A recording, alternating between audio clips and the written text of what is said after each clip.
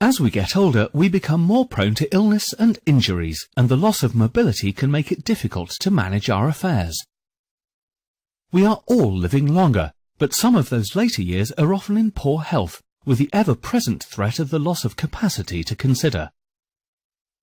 An elderly relative losing capacity is difficult enough for loved ones to deal with, without the added worry that their finances become muddled. You might be forgiven for thinking that this doesn't apply to you, as you are nowhere near approaching your dotage, but you couldn't be more wrong. What if for some reason you became really ill, or were involved in an accident and were held in a coma for a period of time? How would you pay your bills and manage your affairs? The prospect of unpaid bills can cause unnecessary stress and anxiety, and delay someone's recovery.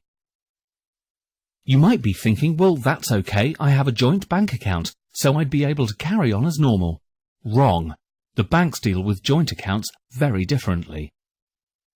When a joint account holder loses capacity, the account is closed for all transactions other than for emergencies, until a deputy has been appointed by the Court of Protection. This can be a long and costly process, often taking longer than 9 months, with no bills being paid. What if you had a business? Who would make decisions on your behalf? What happens to any property or other assets you hold jointly with someone and one of you later loses capacity?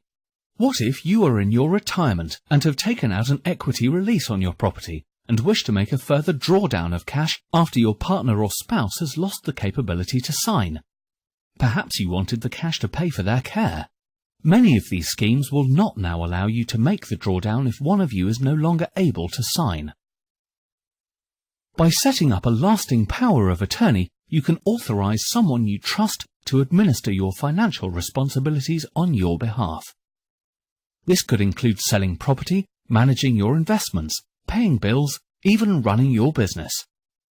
Let's also suppose the worst were to happen and you needed someone to make decisions for you regarding your medical treatment to ensure your wishes were met. You probably assume that, if you were unable to make these decisions for yourself, then a family member could, but you would be wrong.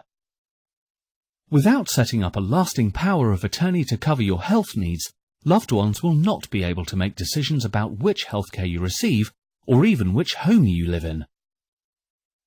A lasting power of attorney is a powerful document. It must be set up with someone you can totally trust with your assets and who is a responsible person. It's vital then that the document is created by someone who knows exactly what they are doing.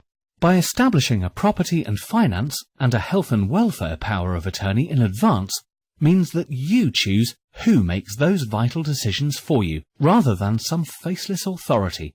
So if the worst were to happen, you can rest assured that both your financial affairs and personal welfare is in safe hands.